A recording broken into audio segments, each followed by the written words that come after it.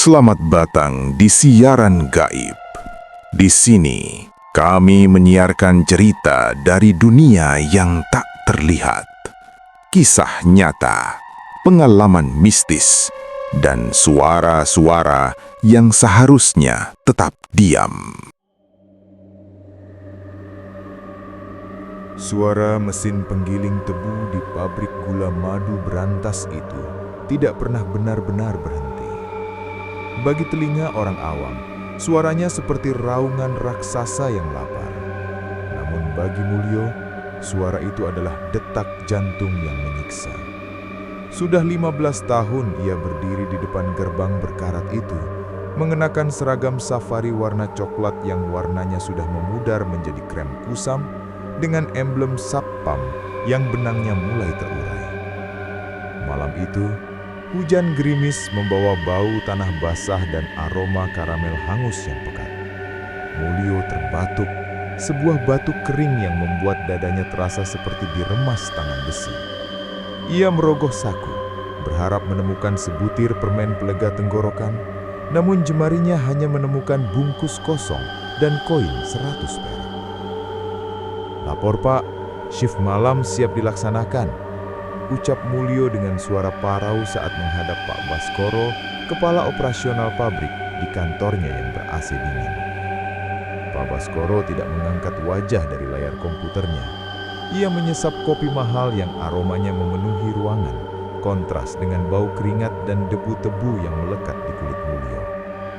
"Mulyo, kamu lembur lagi malam ini. Satpam shift pagi, si Jatmiko, izin anaknya sakit. Kamu handle sampai jam 8 pagi besok," ujar Baskoro datar. Mulyo tertegun, lututnya gemetar. "Tapi Pak, saya sudah jaga sejak kemarin pagi. Ini sudah jam 7 malam, berarti saya sudah 36 jam tidak pulang. Nafas saya juga agak sesak Pak." Baskoro akhirnya mendongak. Matanya tajam, dingin dan merendahkan. "Kamu mau kerja atau mau jadi pengemis di depan pasar? Di luar sana ada 1000 orang ngantri mau pakai seragam kamu itu. Kalau kamu nggak sanggup, taruh seragam kamu di meja ini sekarang. Dan jangan harap pesangon serupiah pun keluar." Mulyo menelan lidah. Bayangan wajah istrinya yang sedang menanak nasi sisa karak di rumah terlintas. Bayangan tagihan listrik yang sudah menunggak 2 bulan menghantam kepalanya. "Baik Pak, saya laksanakan. Satu lagi," Baskoro memanggil saat Mulyo hendak keluar. "Ada truk tebu ilegal dari Tengkulak yang mau masuk jam 2 pagi nanti. Jangan dicatat di buku log. Buka saja gerbangnya. Ngerti?" Mulyo tahu itu artinya ia membantu korupsi perusahaan. Ia tahu itu salah. "Tapi Pak, kalau ketahuan audit, kamu itu Satpam Mulyo. Tugasmu itu buka pintu, bukan jadi jaksa. Kerjakan atau keluar." Mulyo keluar dengan langkah gontai. Di pos Satpam yang sempit, ia duduk menatap hujan. Perutnya melilit. Ia hanya punya 1 bungkus mie instan mentah yang ia remas-remas untuk dimakan sedikit demi sedikit agar rasa laparnya teralih. Setiap kali ia memejamkan mata, suara bentakan Baskoro dan deru mesin pabrik menyatu menjadi mimpi buruk yang nyata. Sekitar jam 3 pagi, saat asma Mulyo memuncak hingga ia harus memegangi meja kayu untuk tetap tegak, ia melihat seekor kucing hitam kurus mengeong di bawah kakinya. Kucing itu tampak sama malangnya dengan dia. Tulang rusuknya menonjol, bulunya kusam. "Nasib kita sama, Cing," bisik Mulyo sambil melemparkan remahan mie instan ke lantai. "Cuma bedanya, kamu nggak punya bos yang mau membunuhmu pelan-pelan." Mulyo tersenyum getir, lalu kepalanya terkulai ke meja. Ia mengira itu hanya kantuk yang luar biasa. Namun di antara deru mesin yang tak berhenti, jantung Mulyo memberikan denyutan terakhirnya yang lemah. Ia meninggal dalam kesunyian yang paling dingin, di bawah lampu neon yang berkedip-kedip, dengan sisa remahan mie instan di tangannya yang sudah mulai membiru. Kabar kematian Mulyo menyebar seperti asap tebu yang tertiup angin. Pihak pabrik hanya mengirimkan 1 unit ambulans tua untuk mengantar jenazahnya ke rumah kontrakan di gang sempit. Pak Baskoro bahkan tidak muncul. Ia hanya mengirimkan karangan bunga plastik yang terlihat murah dengan nama perusahaan yang ditulis lebih besar daripada nama almarhum. Di dalam rumah berukuran 4 kali 6 meter itu, suasana mencekam. Istri Mulyo, Ratmi, duduk bersimpuh di samping jenazah suaminya yang sudah terbujur di atas balai-balai bambu. Beberapa tetangga datang memberikan bantuan seadanya. "Sabar yuk Ratmi, Mas Mulyo itu orang baik. Gusti Allah lebih sayang sama dia," ucap Bu RT mencoba menghibur sambil menyulut lilin di sudut ruangan. "Tapi kenapa mendadak sekali, Bu?" isak Ratmi. "Kemarin dia pamit kerja, katanya mau cari uang tambahan buat bayar utang. Kenapa pulangnya malah begini?" Jenazah Mulyo sudah dimandikan oleh Pak Modin, seorang pria tua yang tangannya gemetar karena usia. Namun karena kondisi rumah yang sangat sempit dan orang-orang yang berdesakan, suasana menjadi kacau. "Pak Modin, kain morinya sudah siap?" tanya seorang warga. Sudah, tolong bantu ikat. Cepat sedikit, sebelum hujan turun lagi kita harus segera makamkan," jawab Pak Modin dengan gugup. Ia merasa ada yang aneh. Jenazah Mulyo terasa sangat berat, seolah-olah beratnya 3 kali lipat dari tubuh kurusnya. Saat itulah, ketika kain mori sedang dililitkan ke tubuh Mulyo, lampu di ruangan itu tiba-tiba padam. Pet, kegelapan total menyergap. Hanya ada cahaya dari satu lilin kecil yang bergoyang tertiup angin dari celah dinding bambu. Dalam keremangan itu, sebuah bayangan hitam melesat dari atas rak piring. Itu adalah kucing hitam dari pabrik. Kucing yang sama yang diberi makan oleh Mulyo di saat-saat terakhirnya. Kucing itu entah bagaimana bisa mengikuti ambulans hingga ke rumah. Kucing siapa itu?" teriak Agus, keponakan Mulyo. Kucing itu mengeluarkan suara meong yang panjang dan melengking. Suara yang tidak terdengar seperti kucing biasa, melainkan seperti rintihan manusia yang menahan sakit. Dengan satu lompatan lincah, kucing itu melompati dada jenazah Mulyo dari sisi kiri ke kanan, lalu menghilang ke kegelapan dapur. Seluruh orang di ruangan itu mematung, hening yang mematikan. "Astagfirullah," bisik Pak Modin. "Dilangkahi kucing hitam, mayatnya dilangkahi kucing hitam." Mitos lama berputar di kepala mereka, bahwa mayat yang dilangkahi kucing hitam bisa bangkit karena disambar nyawa kucing tersebut. Mereka menunggu dengan nafas tertahan, mata tertuju pada kain putih yang membungkus Mulyo. Namun semenit berlalu, tidak ada gerakan. Jenazah itu tetap diam, kaku, dan dingin. "Sudah, jangan didengar tahayul itu. Ayo, cepat selesaikan," perintah salah satu sesepuh desa untuk menenangkan massa. Karena panik dan terburu-buru oleh ketakutan yang tidak rasional, Pak Modin segera menarik simpul-simpul tali pocong. Simpul di kaki, di pinggang, di dada. Namun saat ia hendak mengikat bagian kepala, suara guntur menggelegar di atas rumah. Duar! Getaran itu membuat atap bambu rontok. Pak Modin tersentak. Tangannya yang rentah tidak sengaja tertutup oleh kain mori yang menjuntai. Ia mengira sudah mengikat simpul di atas kepala, padahal tali itu hanya terselip di bawah lipatan kain, tidak terikat sama sekali. "Sudah selesai, ayo angkat ke keranda," teriak warga. Jenazah Mulyo diangkat, namun 8 pria dewasa yang mengangkatnya mulai mengeluh. "Berapa berat Mas Mulyo ini? Kok rasanya seperti mengangkat mesin giling?" tanya Agus dengan peluh bercucuran. Mereka tidak menyadari, di balik kain kafan yang menutupi wajahnya, mata Mulyo yang seharusnya tertutup rapat, kini sedikit terbuka, hanya seujung kuku, dan di udara yang pengap itu, tercium bau yang tidak seharusnya ada di sebuah prosesi jenazah. Bau terbakar gula hingga pahit, memenuhi rongga hidung setiap orang yang ada di sana. Mulyo memang tidak bangkit dari kematiannya. Tubuhnya tetap diam, namun sesuatu yang lebih buruk daripada sekedar mayat berjalan telah tertinggal di rumah itu. sebuah dendam yang belum lunas, terikat erat bersama tali pocong yang tak sempat terlepas.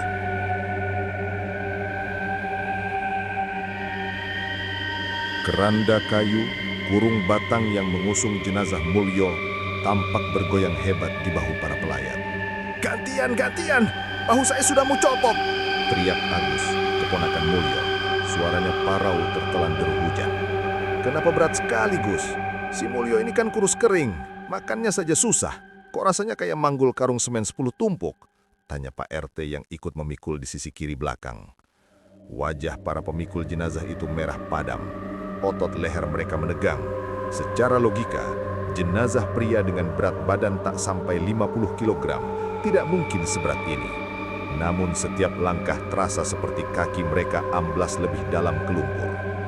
Tidak ada suara aneh, hanya deru nafas yang memburu dan bunyi tek-tek dari sendi-sendi kayu keranda yang bergesekan karena beban yang tak wajar. Sesampainya di liang lahat, masalah baru muncul. Lubang kubur yang sudah digali sejak pagi itu penuh dengan air keruh. "Pak Modin, ini airnya tidak habis-habis dikuras. Bagaimana mau menurunkan jenazah?" tanya seorang warga yang memegang ember plastik. Pak Modin berdiri di tepi lubang dengan payung hitam yang sudah robek. Wajahnya pucat. Ia teringat kejadian kucing hitam tadi, lalu teringat betapa terburu-burunya ia mengikat kain kafan Mulyo. Ada perasaan mengganjal di hatinya, namun ia terlalu malu atau mungkin terlalu takut untuk mengakui bahwa ia ragu apakah ia sudah mengikat tali pocong kepala dengan benar. "Sudah, masukkan saja, sambil ditahan pakai bantal tanah. Kalau menunggu hujan reda, kita bisa sampai malam di sini," perintah Pak Modin. Saat jenazah Mulyo diturunkan menggunakan kain panjang, terjadi keganjilan fisik yang membuat semua orang terdiam. Jenazah itu tidak meluncur mulus. Kain kafannya seolah-olah menempel pada dinding tanah. "Tahan, tahan kepalanya!" teriak Agus. Karena posisi lubang yang licin, tubuh Mulyo miring. Bagian kepala jenazah itu terbentur dinding tanah dengan cukup keras. Bruk! Suara benda tumpul bertemu tanah padat. Tidak ada teriakan, tidak ada tangisan dari dalam kubur. Hanya diam. Namun karena benturan itu, lipatan kain mori di bagian kepala yang memang tidak terikat kuat oleh Pak Modin semakin melonggar. Tanah mulai masuk ke dalam lipatan kain mori, mengotori wajah pucat Mulyo yang tak terlihat. "Ayo, buruk, cepat!" Cangkul demi cangkul tanah basah dilemparkan. Bunyi tanah yang menghantam kain kafan terdengar berat dan pejal. Di tengah proses itu, Pak Baskoro berdiri agak jauh, memayungi dirinya dengan payung golf yang besar. Ia melihat prosesi itu dengan pandangan jijik. Baginya ini hanyalah interupsi pada jadwal produksinya. "Pak Baskoro, tidak mau ikut tabur bunga?" tanya seorang staf pabrik dengan nada sungkan. Baskoro melirik arloji emasnya. "Tidak usah, saya ada rapat jam 4 sore. Berikan saja amplop ini pada jandanya. Bilang itu uang santunan sukarela, bukan pesangon resmi. Saya tidak mau dia menuntut macam-macam ke kantor nanti." Baskoro berbalik, berjalan menuju mobil SUV-nya yang terparkir di jalan aspal. Ia tidak menyadari bahwa sepatunya yang mahal kini terbalut lumpur merah yang kental. Lumpur yang sama yang kini mengubur Mulyo dalam kondisi tali pocong yang masih terbelit di lehernya, tanpa ikatan yang bisa dilepaskan oleh manusia.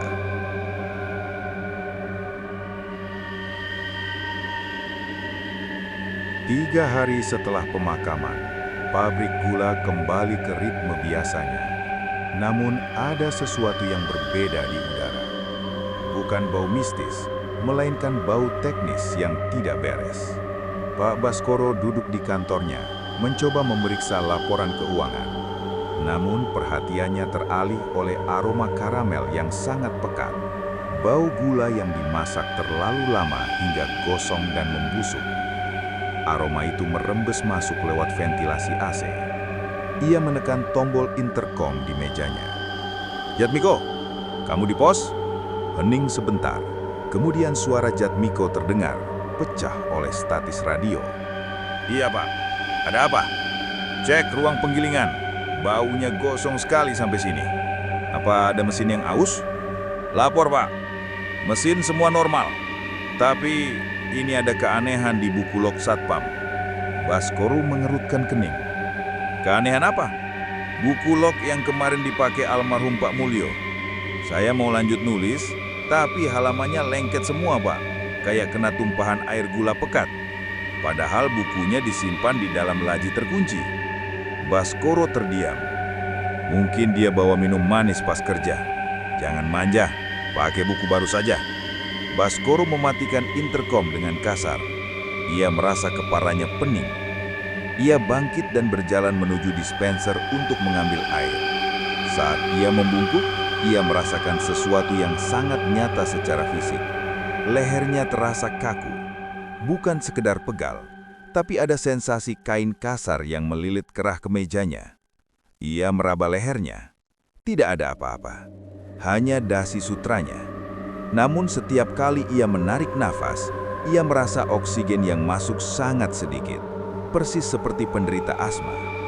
Ia teringat bagaimana Mulyo selalu terengah-engah di depannya. Cuma capek. Gumamnya menenangkan diri.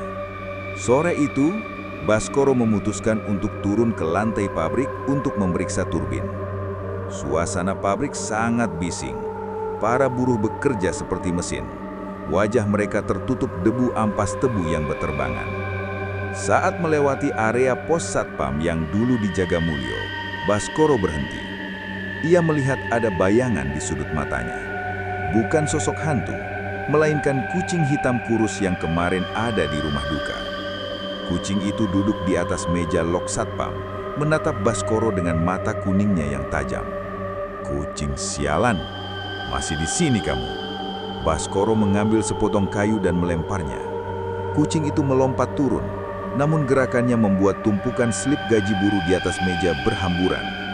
Salah satu kertas terbang dan menempel di kaki Baskoro yang basah karena keringat. Baskoro memungutnya. Itu adalah slip gaji milik Mulyo yang belum sempat diambil.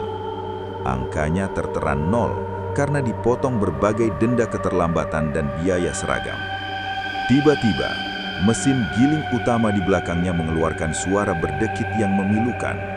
Skrit! Seorang teknisi berlari mendekat. Pak, mesinnya macet. Ada sesuatu yang tersangkut di gir utama. Apa? Tebu jenis apa yang bisa bikin mesin itu macet? Bentak Baskoro. Mereka mematikan mesin. Saat teknisi itu merogoh ke dalam celah gir yang panas, ia menarik keluar seutas kain. Bukan sembarang kain, tapi kain putih panjang, kasar, dan kotor penuh lumpur merah. Kain apa ini? Kok bisa masuk ke mesin tertutup begini? Tanya teknisi itu bingung. Baskoro menatap kain itu. Jantungnya berdegup kencang. Kain itu tampak seperti potongan kain mori, kain kafan. Warnanya kusam dan baunya bukan bau oli, melainkan bau keringat manusia yang bekerja terlalu keras. Buang! Buang ke pembakaran! Teriak Baskoro, suaranya pecah. Saat ia berbalik untuk kembali ke kantor, ia merasa dasinya yang panjang tersangkut pada sesuatu di lantai. Ia menunduk, namun tidak ada apa-apa di sana. Namun tarikan di lehernya semakin kuat. Semakin ia melangkah maju, semakin ia merasa tercekik, seolah-olah ada tangan tak terlihat yang memegang ujung dasinya dan menariknya ke arah liang lahat yang becek. Ia megap-megap, tangannya mencengkram kerah kemejanya, berusaha mencari udara di tengah kepulan uap pabrik yang menyesakkan. Di kejauhan, kucing hitam itu hanya duduk diam, memperhatikan sang bos yang mulai merasakan bagaimana rasanya menjadi sesak yang abadi.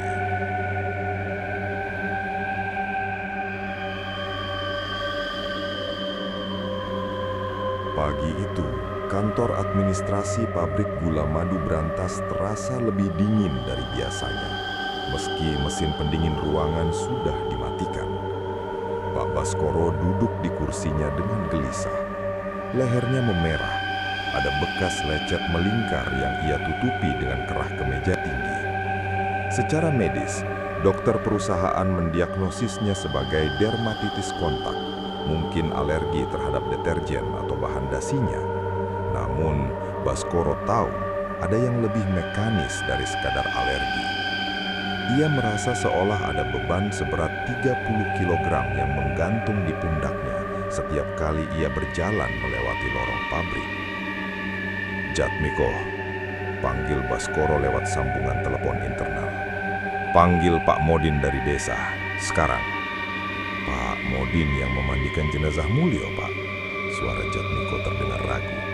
Beliau sedang sakit, katanya badannya menggigil sejak pemakaman kemarin. Saya tidak peduli, jemput dia pakai mobil kantor. Bilang ini perintah saya. 1 jam kemudian, Pak Modin datang dengan langkah gontai. Wajahnya yang keriput tampak pucat pasi. Ia duduk di kursi kulit mewah di kantor Baskoro, merasa sangat tidak pantas berada di sana. Pak Modin memulai Baskoro tanpa basa-basi. Waktu pemakaman Mulyo, apa semuanya dilakukan sesuai prosedur? Tidak ada yang terlewat. Pak Modin menunduk, tangannya yang memegang lutut gemetar hebat. Maksud Bapak soal apa? Leher saya. Baskoro menunjuk lehernya sendiri. Sejak hari itu, saya merasa tercekik dan kain putih yang tersangkut di mesin giling kemarin. Itu bukan kain biasa, kan? Pak Modin menelan ludah yang terasa kering. Hujan saat itu sangat deras, Pak. Suasana kacau.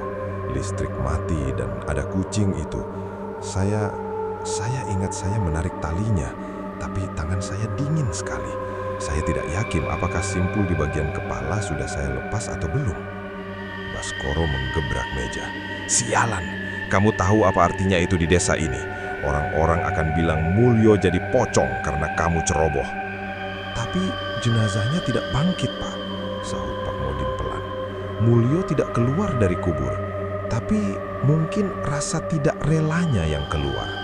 Dia itu orang miskin yang diam, Pak. Orang diam kalau meninggal dalam keadaan tertindas, diamnya itu yang berbahaya. Dia tidak perlu melompat-lompat untuk menagih hutang. Baskoro terdiam. Ia teringat slip gaji Mulyo yang 0 rupiah. Ia teringat bagaimana ia memaksa Mulyo lembur dalam kondisi asma. Lalu apa solusinya? Gali kuburnya? Saya tidak mau ada skandal di pabrik ini. Biasanya keluarga harus memohon maaf di atas pusara dan melepaskan ikatan itu secara simbolis. Tapi masalahnya, Pak, ikatan itu sudah terlanjur tertimbun tanah yang mengeras saat hujan. Dan yang punya urusan dengan almarhum bukan cuma saya, tapi juga Bapak. Baskoro mengusir Pak Modin keluar. Ia tidak mau percaya pada tahayul. Namun saat ia mencoba meminum kopinya, cairan itu tidak bisa turun ke tenggorokannya. Ia tersedak, wajahnya bemiru, persis seperti orang yang sedang ditarik lehernya dari belakang. Tidak ada tangan, tidak ada hantu, hanya kontraksi otot leher yang luar biasa kuat, sebuah reaksi psikis yang termaterialisasi menjadi rasa sakit fisik.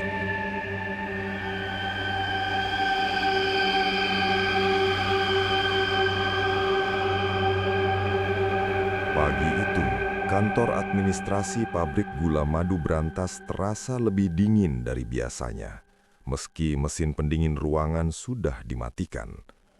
Pak Baskoro duduk di kursinya dengan gelisah.